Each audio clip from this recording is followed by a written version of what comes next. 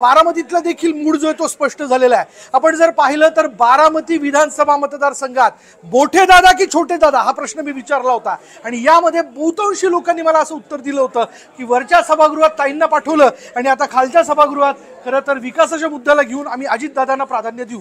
गेल्या वेळच्या निवडणुकीमध्ये लोकसभा निवडणुकीत जर आपण पाहिलं त्याच्या अगोदर राष्ट्रवादी काँग्रेसची दोन शक्ल झालेली होती आणि त्यामध्ये अजितदादांनी महायुती बरोबर जाणं हे बहुतांशी लोकांना रुचलं नव्हतं, ज्याचा एक परिणाम जो आहे तो गेल्या लोकसभा निवडणुकीत आपण पाहिला की सुनेत्रा पवार खासदारकीसाठी उभ्या होत्या, त्यांचा पराभव झाला आणि सुप्रियाताईंचा विजय झाला होता। ननन विरुद्ध भाऊजाई असा हा सगळा सामना जो आहे तो जोरदार रंगला होता आणि यंदा देखील बारामती विधानसभा मतदारसंघामध्ये काका विरुद्ध पुतणे म्हणजे अजित पवार विरुद्ध युगेंद्र पवार या सगळ्या लढतीतला निकाल आणि आकडा जो तो समोर स्पष्ट होताना दिसतोय। आपण जर पाहिलं तर अजित पवारांना 1,96,640 मतं मिळाली, युगेंद्र पवार यांना 80,458 मतं मिळाली। 1,16,182 मतांनी अजित पवारांचा विजय झालेला आहे। मंडळी हेही नसे थोडके, युगेंद्र पवारांनी तसं बघायला गेलं जर दादा समोर नसते तर जवळजवळ ते विनिंग कॅन्डिडेट म्हणून त्यांची फिगर जी आहे ती समोर येताना दिसते, ती म्हणजे 80,458। यापूर्वी जर घडामोडी बारामतीतल्या आपण पाहिला तर भावनिक पातळीवर देखील घडल्या, पण ज्या बारामतीचा विकासाच्या विषयाला घेऊन वेगवेगळ्या मतदारसंघाच्या बाबतीत दाखला दिला जातो त्या बारामतीत ज्यावेळेस मी शो करायला गेलो होतो तेव्हा वेगवेगळे मुद्दे या ठिकाणी समोर येताना दिसले। त्यामध्ये मग 23 गावांच्या पाण्याचा प्रश्न असेल, ज्यावरनं राष्ट्रवादीचे कार्यकर्ते म्हणजे युगेंद्र पवार समर्थक असतील आणि दुसरीकडे अजितदादा पवार समर्थक असतील हे एकमेकांवरती आरोप करताना दिसले। जे समर्थक काही म्हणजे आपण म्हणूयात की वर्षभरापूर्वी खरं तर दिल्लीमध्ये पवारांच्या शिफारस पत्रासाठी असेल किंवा काही कामासाठी त्यांच्याकडे जात असतील, अजितदादांकडे कामासाठी जात असतील, तेच समर्थक एकमेकांच्या विरोधात जोरदार टीका करताना देखील दिसले। हे सगळं आश्चर्यकारक होतं, आश्चर्य म्हणजे बुचकळ्यात टाकणारं होतं, कारण जे कार्यकर्ते काही महिन्यांपूर्वी खरं तर पवारांचा म्हणजे अजित पवारांचा प्रचार करत होते ते मात्र आज अजित पवारांच्या विरोधात बोलताना दिसले आणि जे पूर्वी काही कामासाठी अजितदादांकडे जात होते आणि त्यांच्याकडे जाऊन बसत होते ते त्यांच्यावरती मलिदा गँगचा आरोप करतानाही दिसले। त्यामुळे 23 गावांच्या पाणी प्रश्नाच्या विषयाला घेऊन पवारांनी आमच्या 2 ते 3 पिढ्या बर्बाद केल्या असा देखील आरोप लोकसभेच्या निवडणुकीत झाला, यंदाही निवडणुकीत तो होताना दिसला।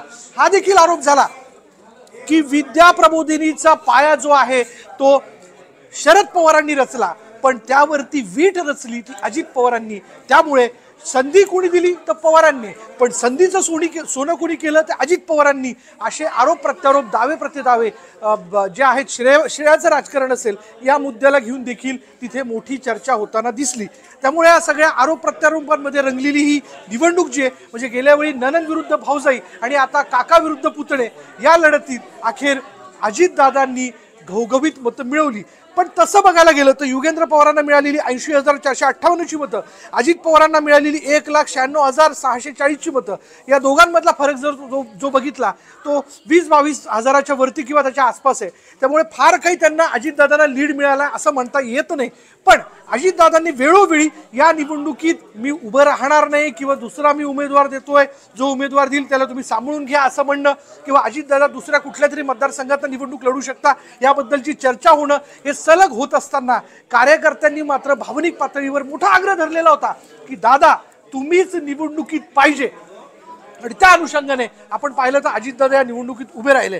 त्यामुळे या सगळ्या सत्तेच्या राजकारणाच्या साठमारीमध्ये बारामती विधानसभा निवडणुकीमध्ये नेमकं काय घडतंय हे बघत असताना अखेर आपण पाहिलं की अजितदादांनी आपला विजय जो तो मिळवलेला आहे। बारामतीकरांनी हे दाखवून दिलं, म्हणजे जसं ते म्हणाले होते बाजारपेठेत की संसदेमध्ये सुप्रियाताई आणि राज्याच्या विधानसभेमध्ये अजित पवार, तर त्यांना त्यांनी पाठवलंय। पण युगेंद्र पवारांचं देखील कौतुक या अर्थाने करायला हवं की राष्ट्रवादी काँग्रेसची 2 शक्ल झाल्यानंतर, पवार कुटुंब विभक्त झाल्यानंतर जे खरं तर वेगवेगळ्या सणांच्या निमित्ताने एकत्र दिसायचं, गोविंद बागेमध्ये ते एकत्र दिसायचं, ते आता एकत्र दिसत नाही, वेगवेगळ्या कार्यक्रमांना ते एकत्रित येताना दिसत नाहीत आणि आता कार्यकर्ते देखील या दोघांमध्ये विभाजित झालेले आहेत। त्याच्यातली ही सगळी लढत जी होती त्यामध्ये युगेंद्र पवारांच्या लढतीकडे पवारांच्या दृष्टिकोनातनं पवारांनंतरच्या सुप्रियाताईंनंतरचे युगेंद्र पवार, रोहित पवार म्हणजे पुढला राजकीय वारसा म्हणून या लढतीमध्ये युगेंद्र पवार यांच्याकडे बघितलं जात होतं। या सगळ्या लढतीत आईच्या पत्राचा मुद्दा देखील मोठ्या प्रमाणात गाजलेला होता। म्हणजे माझ्या आईने लिहिलेलं पत्र हे अजित पवारांनी जेव्हा त्या ठिकाणी प्रचार सभेमध्ये समोर ठेवलं होतं त्यातले मुद्दे मांडण्याचा प्रयत्न केला होता। यावरती अजित पवारांचे मोठे बंधू त्यांनी देखील त्यांना डिफेंड केलं की आमच्या आईची प्रकृती बरोबर नसते आणि खरंच हे पत्र आमच्या आईने लिहिलंय का याबद्दल माझ्या मनात मोठी साशंकता आहे। हा देखील मुद्दा जो आहे तो समोर आलेला होता। म्हणून ह्या सगळ्या मुद्द्यांमध्ये चर्चेमध्ये गाजलेली ही सगळी निवडणूक अखेर पार पडली, निकाल लागला। मोठे दादा की छोटे दादा असं म्हणत असताना आता अखेर एवढेच आपण म्हणूयात की युगेंद्र पवार भलेही पराभूत झाले, म्हणजे 80,458 मतं मिळाली, कमाल आहे। दादांच्या विरोधात त्यांनी दिलेली लढत ही कडवी होती आणि एवढी मतंही मिळवणं ही फार मोठी गोष्ट आहे। यामध्ये पवारांनी देखील प्रचार सभा गाजवून ठिकठिकाणी प्रचार करून खरं तर जीवाचं रान केलं होतं, त्यांनी जोर लावला होता, ताकद लावून दिली होती आणि त्याचा परिणाम आपण बघतोय की 80,458 मतं युगेंद्र पवारांना पडणं हे कमी नाहीये आणि त्यांनी जोरदार लढत दिल्याचं देखील या आकड्यावरनं दिसून येत आहे। पण शेवटी आकडे जे असतात ते सजीव कुठल्या अर्थाने होतात, ज्यावेळेस ते वाढतात त्यातले शून्य वाढतात, त्यातला आकडा वाढतो आणि आकडा जो आहे विनिंग फिगर जी आहे ती अजितदादांच्या बाजूने ती आहे 1,16,182। त्यामुळे जो जिता वही सिकंदर, मोठे दादा की छोटे दादा असं म्हणत असताना हा फॉर्म्युला जो आहे तो फिट झालेला आहे। सभागृहात वरच्या ताई आणि खालच्या सभागृहात विकासाच्या मुद्द्याला घेऊन अजितदादा। त्यामुळे पवार कुटुंबातलं भले युगेंद्र पवार नसतील पण दुसरे पवार तरी आहेत ना राजकारणाच्या पटलावर राज्याच्या, असं म्हणून खरं तर लोक या ठिकाणी समाधान व्यक्त करत असतील यात कोणत्याही प्रकारची शंका नाही। मंडळी लढत आहे, लढतीसारखं बघा, जनतेने दिलेला हा कौल आहे, जनतेने कोणाच्या बाजूने दिला, कोणाच्या पारड्यात ही मतं टाकली या पाठीमागे त्यांनी केलेला विचार आहे। त्यामुळे या विचारात एवढंच म्हणायचं आकड्यांकडे पाहून, लढत कडवी होती, दादांकरता सोपी नव्हती। तर मंडळी मूड महाराष्ट्राचा जाणून घेत असताना बारामतीतला देखील मूड जो आहे तो स्पष्ट झालेला आहे। आपण जर पाहिलं तर बारामती विधानसभा मतदारसंघात मोठे दादा की छोटे दादा हा प्रश्न मी विचारला होता आणि यामध्ये बहुतांशी लोकांनी मला असं उत्तर दिलं होतं की वरच्या सभागृहात ताईंना पाठवलं आणि आता खालच्या सभागृहात खरं तर विकासाच्या मुद्द्याला घेऊन आम्ही अजितदादांना प्राधान्य देऊ।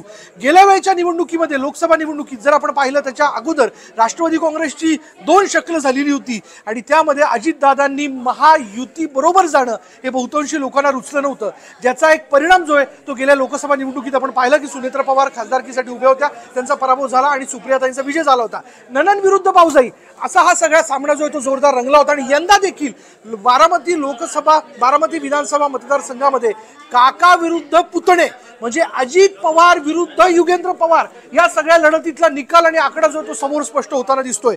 आपण जर पाहिलं तर अजित पवारांना 1,96,640 मतं मिळाली, युगेंद्र पवार यांना 80,458 मतं मिळाली।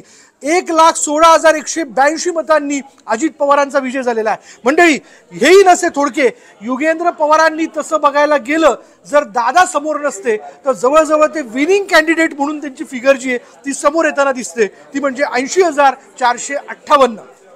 यापूर्वी जर घडामोडी बारामतीतल्या आपण पाहिला त्या भावनिक पातळीवर देखील घडल्या, पण ज्या बारामतीचा विकासाच्या विषयाला घेऊन वेगवेगळ्या मतदारसंघाच्या बाबतीत दाखला दिला जातो त्या बारामतीत ज्यावेळेस मी शो करायला गेलो होतो तेव्हा वेगवेगळे मुद्दे या ठिकाणी समोर येताना दिसले। त्यामध्ये मग 23 गावांच्या पाण्याचा प्रश्न असेल, ज्यावरनं राष्ट्रवादीचे कार्यकर्ते म्हणजे युगेंद्र पवार समर्थक असतील आणि दुसरीकडे अजितदादा पवार समर्थक असतील हे एकमेकांवरती आरोप करताना दिसले। जे समर्थक काही म्हणजे आपण म्हणूयात की वर्षभरापूर्वी खरं तर दिल्लीमध्ये पवारांच्या शिफारस पत्रासाठी असेल किंवा काही कामासाठी त्यांच्याकडे जात असतील, अजितदादांकडे कामासाठी जात असतील, तेच समर्थक एकमेकांच्या विरोधात जोरदार टीका करताना देखील दिसले।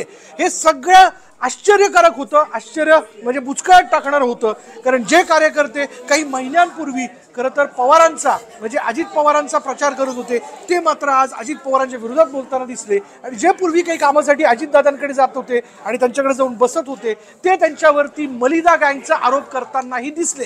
त्यामुळे 23 गावांच्या पाणी प्रश्नाच्या विषयाला घेऊन पवारांनी आमच्या 2 ते 3 पिढ्या बर्बाद केल्या असा देखील आरोप लोकसभेच्या निवडणुकीत झाला, यंदाही निवडणुकीत तो होताना दिसला। हा देखील आरोप झाला की विद्या प्रबोधिनीचा पाया जो आहे तो